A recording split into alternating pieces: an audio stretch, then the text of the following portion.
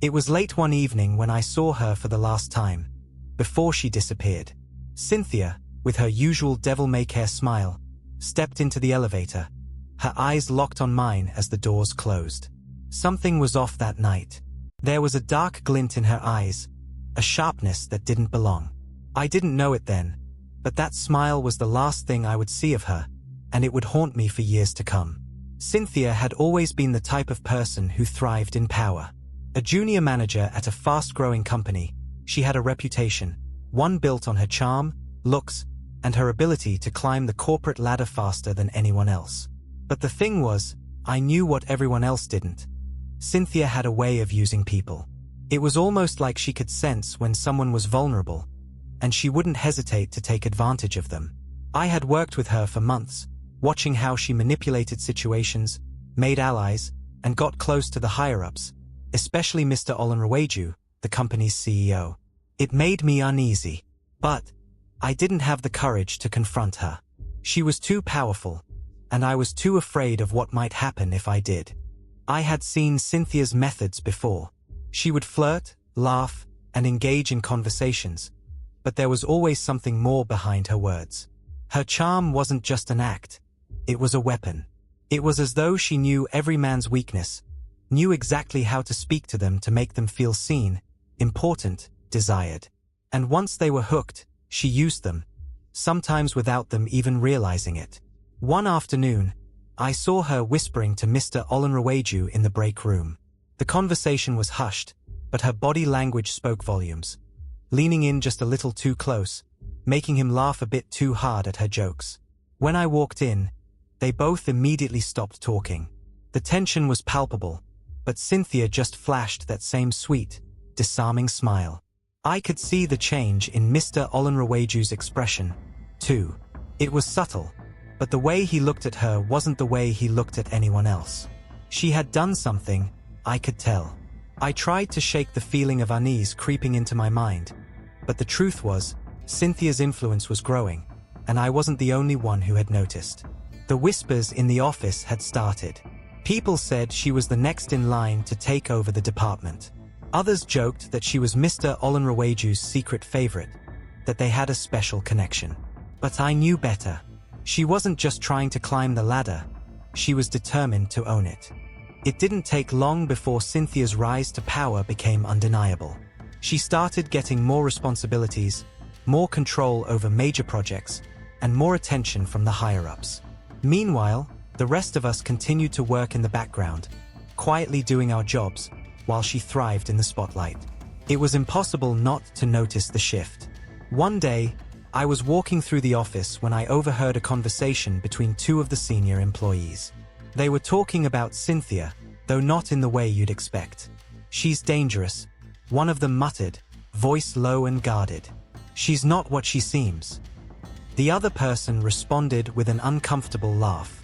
"Everyone thinks she's just playing the game, right? But there's something off about her. I've seen her look at people, like she's waiting for something, something dark." I stopped in my tracks, listening closely. What were they talking about? Was I the only one who thought there was something eerie about Cynthia's behavior? It wasn't just the flirtations or her manipulation of the higher-ups. It was her unpredictability. She had a way of turning people against each other, planting seeds of doubt and jealousy with just a few well-placed words. I didn't know what to make of it. Was it just office gossip? Or was there something more sinister at play? The tension in the office continued to grow.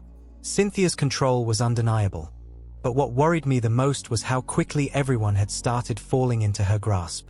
It wasn't just the men anymore. The women, too, seemed drawn to her, almost as if she was some kind of magnet.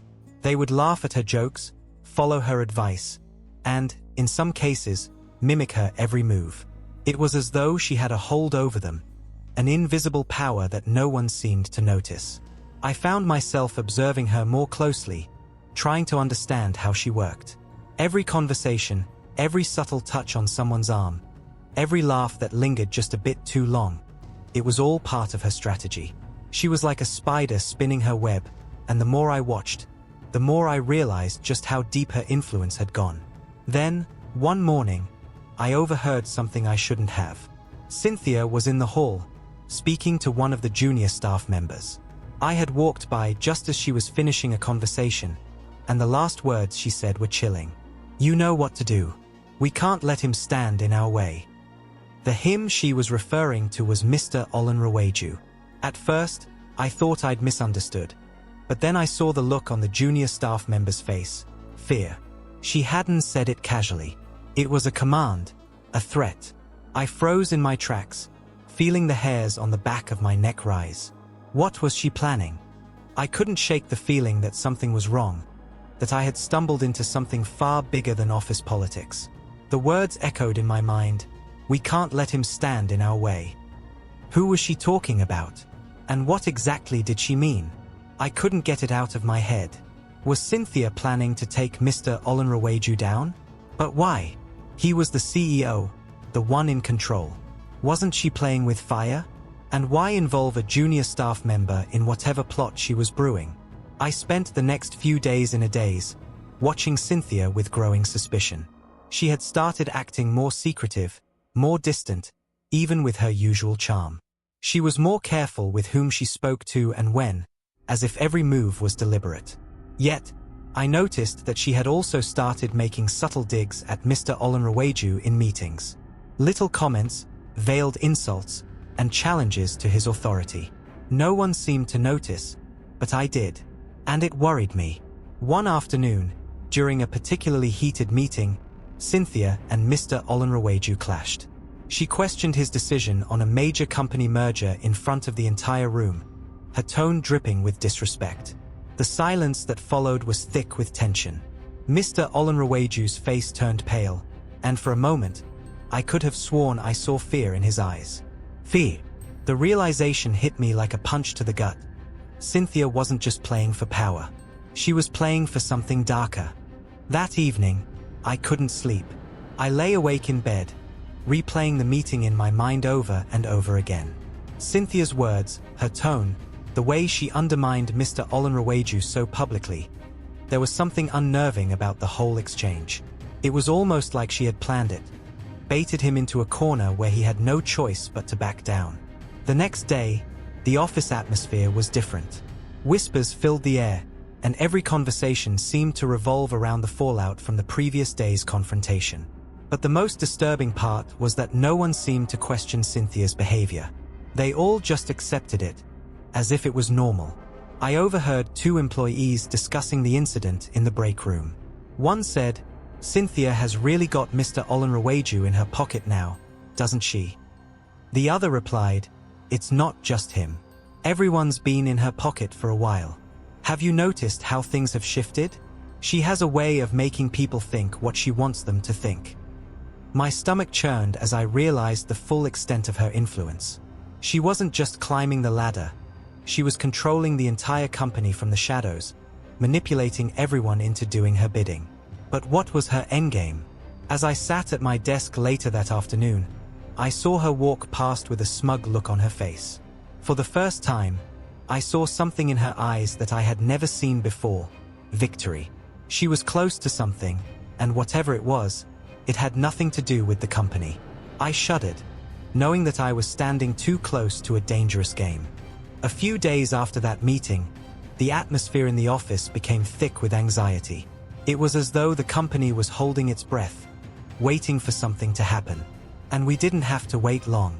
Cynthia's moves grew bolder, more daring, like she was preparing for something big. The cracks in Mr. Olanreweju's leadership were becoming more apparent with every passing day. I watched her closely, but it wasn't just her actions that disturbed me. It was the way people began to fall in line with her. Even the most loyal of the staff seemed to be caught in her web. It was like a spell had been cast, and I couldn't help but feel like the only one who hadn't fallen under her influence. Then, one afternoon, as I was passing by her office, I overheard her voice through the half-open door. She was speaking to someone in a tone I had never heard before. Low, menacing, almost like a threat. "You know what needs to be done," she said. "This is the last step. Once he's out of the picture, nothing will stand in our way." I froze in my tracks. Our way? Who was she speaking to? And what was she planning to do with Mr. Olanrewaju? I pushed myself to walk away quickly, my mind racing with thoughts of what I had just heard. Cynthia's power had reached a point where even I, with all my suspicions, couldn't understand what was happening. She was manipulating people on a level I couldn't grasp. I had to find out more, but the deeper I looked, the more I realized how dangerous it was to challenge her.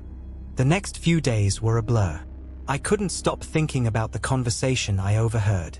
Once he's out of the picture. The words echoed in my mind, and the more I thought about it, the more I realized I had to do something. But what? Cynthia was far too clever to be caught easily, and if I confronted her, I'd be putting myself in a dangerous position.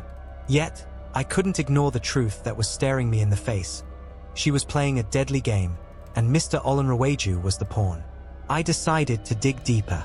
I began speaking to people in the office, trying to get any information I could without raising suspicion. Most of them seemed oblivious to Cynthia's intentions, but some of them, those who had worked here longer, had their doubts. One of the older employees, a man named Samuel, pulled me aside one day. "You're not the first one to notice," he said, his voice hushed. "I've been here longer than most, and I've seen how she works. She's not just after power. There's something else, something darker." "What do you mean?" I asked, my heart pounding. "I've heard rumors," Samuel continued, looking over his shoulder as though checking for eavesdroppers. "Before she came here, Cynthia was involved in something that made people disappear. She was known for being ruthless. Some say she made a deal, one that isn't just about money or promotion. It's something deeper, something that no one talks about." I felt a cold shiver run down my spine. Was it possible that Cynthia wasn't just manipulating people for power? Was there something more sinister behind her rise? I needed answers, but I also knew that finding them could cost me everything. That conversation with Samuel lingered in my mind long after we parted ways. The idea that Cynthia could be involved in something darker than just office politics was terrifying. I couldn't shake the image of her, the charming, manipulative woman who controlled everything and everyone around her. What kind of deal was Samuel talking about? And what had she done before coming to the company? I couldn't ignore it any longer. I had to find out more. But the more I dug, the more I realized how dangerous it could be. Samuel had made it clear, Cynthia had no limits. If she could make people disappear in the past, what would she do to get rid of someone standing in her way now? The next day, I began watching her more closely. I followed her after work, trying to see if she went anywhere unusual. I knew it was risky, but I had to know the truth. I lost her for a while when she turned down an alleyway near the office, but I stayed hidden, watching from a distance. She walked into a rundown building that I didn't recognize. It was dark and quiet, and there was an air of secrecy about it. I waited for what felt like hours, unsure of whether I should go in or leave it alone. But my curiosity got the better of me. I approached the building, my heart racing. As I reached the door, I heard voices coming from inside, low, muffled, and unmistakably hers. It was clear she wasn't alone. I pressed my ear against the cold metal door, straining to hear. "You know what I need," Cynthia's voice said, clear now. "And once it's done, we can finish this. The CEO won't know what hit him." My blood ran cold. There it was again. The plan. But what exactly were they plotting? What was going on behind the scenes that I had no idea about? I backed away slowly, my mind whirling. I had to stop this. Whatever Cynthia was planning, it was only a matter of time before it escalated beyond anyone's control. I barely slept that night. My mind raced with questions I couldn't answer. What was Cynthia truly after? The deeper I dug, the more I realized she was playing a game that was far beyond anything I could have imagined. It wasn't just about climbing the corporate ladder or even power. It was something much more sinister, something that involved secrets no one else knew about. The next morning, I came into the office, my nerves on edge. I had to be careful now. If Cynthia suspected I was onto her, it would be game over. But I couldn't back out now, not after what I had overheard. I had to act fast before she made her next move. As I walked into the break room, I noticed that the air felt different. People were whispering, glancing over their shoulders as if something heavy hung in the air. I approached one of the senior employees, Grace, trying to act casual. "Do you know if Cynthia is planning something today?" I asked, pretending to be oblivious. Grace looked at me, her eyes darting around before she answered in a hushed tone. "She's meeting with Mr. Olanreweju today. It's not a normal meeting. People are saying it's about the future of the company. But I've heard rumors, you know. Cynthia doesn't just want the company, she wants everything. Be careful, okay?" I nodded, my stomach sinking. This was it. Cynthia was going to confront Mr. Olanreweju directly. I could feel the weight of the situation bearing down on me.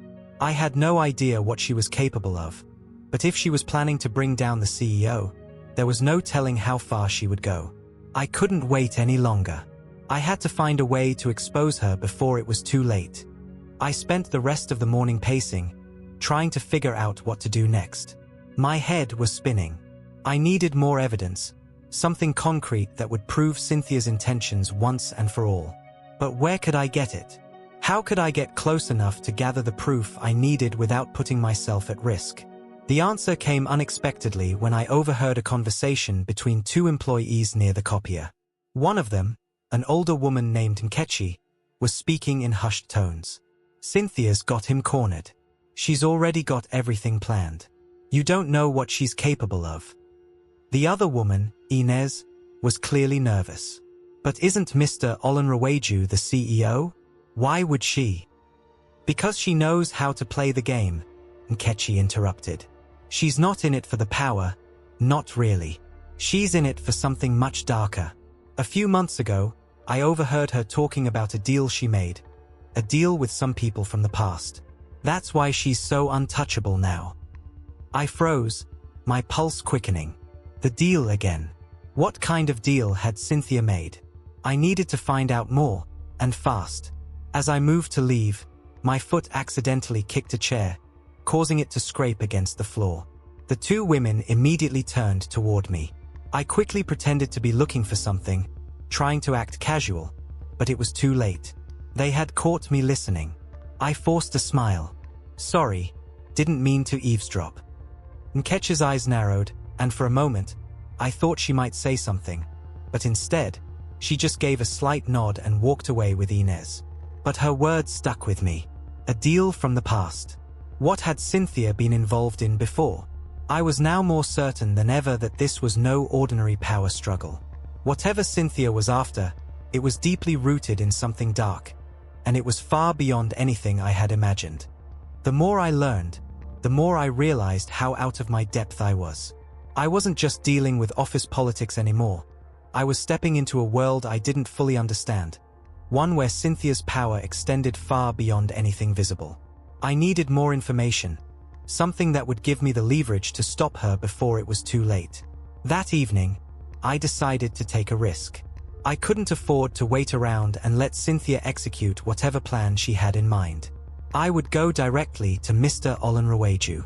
Maybe, just maybe, he wasn't as invincible as he seemed. I waited until the office cleared out for the night, and then I made my move.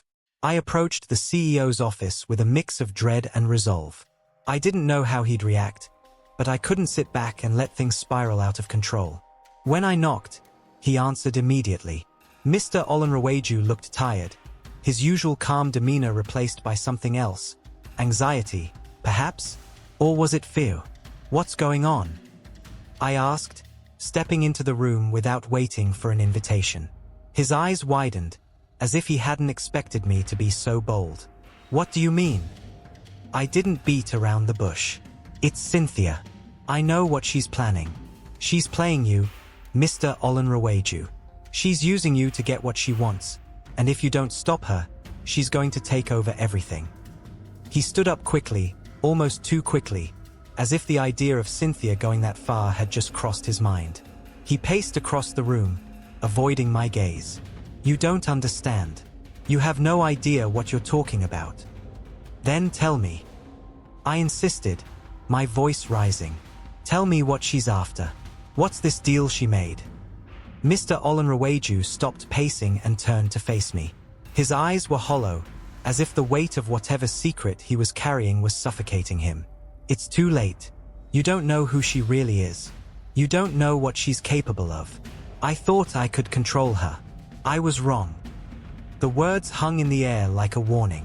I took a step back, realizing that the deeper I dug, the more dangerous this situation became. What do you mean? I whispered. Who is she really? Mr. Olanraweju seemed to hesitate before he finally spoke. She's not just an ambitious woman. She's been involved in things I can't explain. Dark things. Things that go beyond business. I could feel my heart pounding in my chest as I tried to process what he was saying. What was he talking about? What had Cynthia done in her past? Before I could ask another question, he spoke again, his voice low and filled with regret. It's too late now. You need to stay away from her. You don't know what she'll do if she finds out you're onto her. I left Mr. Olanraweju's office in a daze. His words echoed in my mind, and I felt like the ground had been ripped out from under me. She's been involved in things I can't explain. Dark things. What did he mean? Cynthia wasn't just a power-hungry woman. There was something much deeper, much darker lurking beneath the surface. The more I thought about it, the more I realized that this was no longer about business. It was about survival. The following day, Cynthia's demeanor seemed almost normal, too normal. She greeted everyone with her usual charming smile, as if nothing had happened. But I could see it in her eyes. She was planning something, and it wasn't just about the company. It was personal, and I was in her way. I couldn't sit idly by and wait for her to strike. I needed answers. I needed to know who she really was and what she was capable of before she destroyed everything. That evening, I made my way back to the old building where I had seen her enter days earlier. My heart raced as I approached the door, half expecting someone to catch me. But I couldn't stop now. This was my only chance to find out what she was up to. I slipped inside, careful not to make any noise. The building was cold, dark, and filled with an oppressive silence. I crept through the hallways, following the faint sound of voices coming from the back. I reached the door where I had heard Cynthia's voice before. This time, it was different. There were more people in the room, their voices low and urgent. I pressed my ear against the door once more, trying to make sense of what I was hearing. I told you, we're too close now. Everything is in place. Cynthia's voice was sharp, commanding. Once he's out, the company is ours. A chill ran through me. The company? Was she planning a takeover? But who else was involved? Who were these people she was meeting with? I stepped back, not wanting to get too close, but just as I turned to leave, I heard something that stopped me in my tracks. You're sure about this? A deep voice asked. Yes, Cynthia replied without hesitation. This is my time. No one will stand in my way. I froze. This was bigger than just a corporate war. Cynthia wasn't after a promotion or even the CEO's position. She was planning something far more dangerous. I left the building that night with legs shaking and my heart pounding. What I had just heard confirmed everything. I wasn't paranoid. Cynthia wasn't just manipulating people. She was orchestrating something calculated and possibly deadly. She wasn't alone in this. There were others, shadowy figures backing her from the dark, with motives I couldn't yet understand. Back in my apartment, I locked every door and window. My thoughts spiraled. If she found out I was listening, I'd be next. But even as fear gnawed at me, I knew I couldn't run. Not now. The next morning, I came into work early and snuck into the HR archives, Cynthia's personnel file, and anything before she joined the company. I had to know who she really was. Her file was suspiciously clean. Too clean. No references, no previous employment records. Just a vague statement that she was internally recommended. I kept digging and finally found something. A printed memo from a former branch in Port Harcourt, dated 3 years ago. It mentioned a staff disappearance. The name on the memo? Cynthia Obiakor. A cold sweat broke out on my neck. I rushed to the break room and found Grace, the woman who had warned me earlier. I showed her the memo. Her face drained of color. Oh God, that's real? I thought it was just a rumor. They said a manager went missing right after Cynthia joined. The case was closed too fast. People whispered that she was involved, but no one could prove anything. I felt sick. Then, without warning, the office lights flickered. For a moment, everything went dark. When they came back on, Cynthia stood at the doorway, her eyes scanning the room. Our eyes met. She smiled. A slow, knowing smile. That was the moment I realized she knew. That smile haunted me. Cynthia didn't say a word. She just stared at me, like a lion watching a goat that didn't know it was already dead. Then she walked away, heels clicking against the tiled floor, echoing in my ears like a countdown. Grace clutched my arm. You need to stop. Right now. I shook my head. I can't. She's dangerous. You heard what I found. You don't get it, Grace said, her voice shaking. She doesn't fight fair. The last person who tried to expose her, he vanished. No funeral. No goodbye. Just gone. What happened to him? I asked. They said he resigned, Grace whispered. But his mother came here, crying, begging to know where her son was. Cynthia told HR to call security. That's when I knew something was wrong. I left her in the break room and rushed to Samuel's office. If anyone knew more, it was him. But his door was slightly open, and the place was ransacked. Papers scattered, chair overturned, and Samuel gone. I stepped inside cautiously, checking every corner. On his desk was a single note scrawled in shaky handwriting. I shouldn't have said anything. She's watching everyone. Then I heard it. A soft knock. I turned slowly. Cynthia stood at the door. No smile this time. Just cold, emotionless eyes. I think we need to talk, she said. And the door slowly closed behind her. I froze as the door clicked shut behind her. The silence in the room was suffocating. Cynthia didn't sit. She stood, arms folded, blocking the only exit. Her face was calm, but her eyes were the eyes of someone who had buried secrets and people. So, she began softly, "You've been busy." I swallowed hard.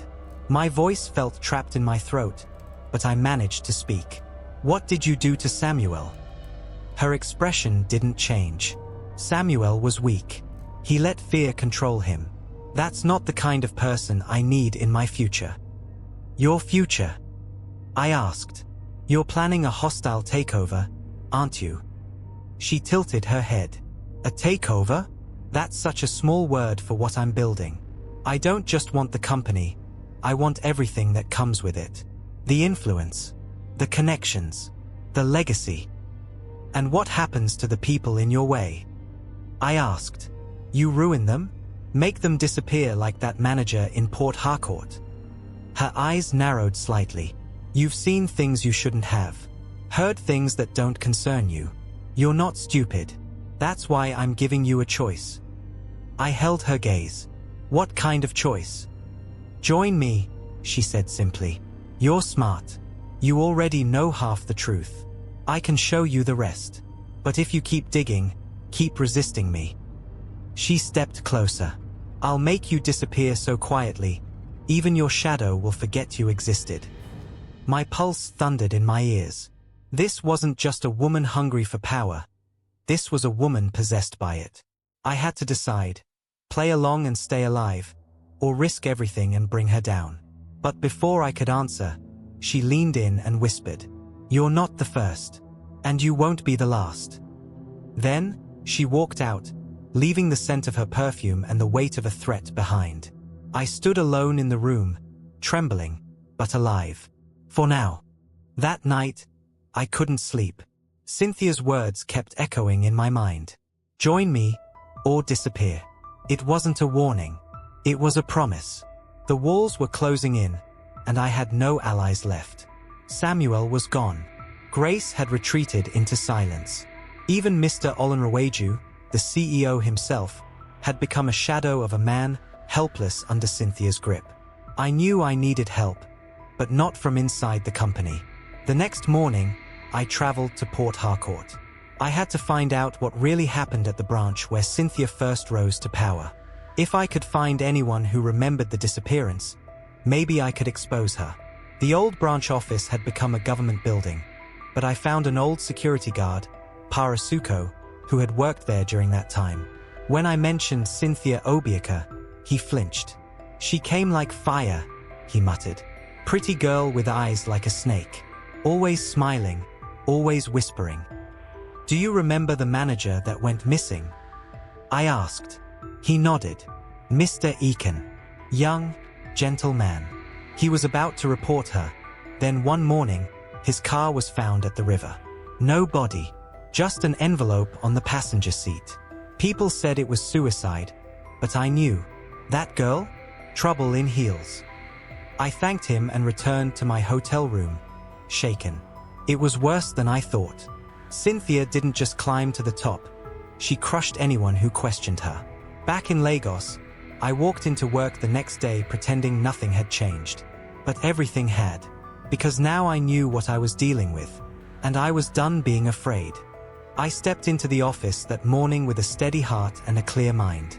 No more running. No more doubting myself. Cynthia had made her move. Now it was time to make mine. I avoided her all morning, quietly moving through the building, speaking to only one person, Grace. She looked at me with tired eyes. "You should have left when you had the chance." "I can't," I said. "I went to Port Harcourt. I met someone. Cynthia's history is soaked in fear and disappearances. She's done this before, and she'll do it again." Grace hesitated. "So what now?" "We fight smart," I said. "We gather proof. Not just words. Documents, audio, anything." Grace gave a faint nod, then handed me a flash drive. "Samuel gave me this before he vanished. Told me to keep it safe." I took it, heart racing. That evening, I plugged it into my laptop at home. It contained hidden recordings. Cynthia speaking with unknown partners, plotting Olanrewaju's removal, referencing financial fraud, bribes, even blackmail. The final file chilled my bones. It was her voice, cold and sure. "He won't last. Once the poison starts working, he'll be too weak to speak, let alone lead." Poison? My hands trembled. She wasn't just removing obstacles. She was slowly killing the CEO. This wasn't just corporate ambition. It was attempted murder. And now, I had proof. I backed up the files in 3 different places. One copy to my cloud, another on a second drive, and the last, printed and sealed in an envelope for a journalist friend I trusted with my life. I knew Cynthia wouldn't go down without a fight. But neither would I. The next morning, the entire office buzzed with unusual tension. Cynthia strolled in, dressed in black like a queen at war. Her heels clacked with authority. Her eyes scanned the room until they landed on me. She smiled. I nodded politely, hiding the storm raging inside me. By noon, I had already sent the recordings anonymously to a reputable online news platform and to the board of directors. My journalist friend confirmed the files were authentic and explosive. All I had to do now was wait. But Cynthia moved faster than I expected. An emergency staff meeting was called. We all gathered in the conference room. Cynthia stood confidently at the front with Mr. Olanrewaju by her side. Except, he looked worse than ever. Pale, thin, trembling. He looked like a man drained of life. Cynthia cleared her throat. "It is with great honor that I announce my appointment as the acting CEO, effective immediately. Mr. Olanrewaju will be stepping down due to serious health challenges." A hush fell over the room. I stood up slowly. "Does he know you've been poisoning him?" Gasps. Cynthia's smile didn't break. "Excuse me. I have recordings. Proof. Conversations you've had with your partners. Your plan to remove him. To kill him. And take over." The room erupted in murmurs. But then, something unexpected happened. Mr. Olanrewaju turned to her with empty eyes and whispered, "You promised me I'd be part of it. You swore." Cynthia blinked. "What?" "I gave you everything," he said. everything. And you still poisoned me." For the first time, Cynthia looked truly stunned. The board members started pulling out their phones. Security moved closer. Cameras flashed. And just like that, her empire began to crumble before her very eyes. But the real twist was still coming. Chaos erupted. Cynthia's carefully built image shattered in seconds. As security closed in, she stepped back, eyes wide with disbelief. Not fear, just pure betrayal. Her voice cracked for the first time. "You were supposed to protect me," she whispered to Mr. Olanraweju. He didn't respond. He looked like a ghost, betrayed, poisoned, but now finally free of her spell. The board demanded answers. Phones rang. Lawyers were called. My journalist friend's story went live within minutes. The headline hit like thunder: "Corporate Queen or Silent Killer." Explosive tapes reveal chilling plot behind CEO's collapse. As Cynthia was escorted out of the building, her head held high but her steps unsteady, she turned to me one last time. "You think you've won?" she said softly, almost smiling again. "You think this is the end?" I didn't answer. But deep inside, I felt it. This wasn't over. People like Cynthia didn't vanish. They paused. They waited. Over the next few days, everything changed. The CEO began recovery treatments. Doctors confirmed traces of slow-acting toxins in his system. The company launched a full investigation. Several senior staff were quietly fired or arrested, partners in Cynthia's shadow operation. And me? They offered me a promotion, a raise, even a corner office. But I turned it all down, because this fight had changed me. I'd stared into the eyes of evil and survived. One evening, I walked past Cynthia's old office. It was empty now, the door slightly ajar. Inside, her perfume still lingered. On the floor, tucked beneath a desk leg, was something she must have left behind in haste. A note, handwritten, in red ink. "You can't kill a spirit. I'll rise again. See." I burned it that night, but I never stopped checking over my shoulder. Because I knew, some storms don't pass. They hide, waiting to return.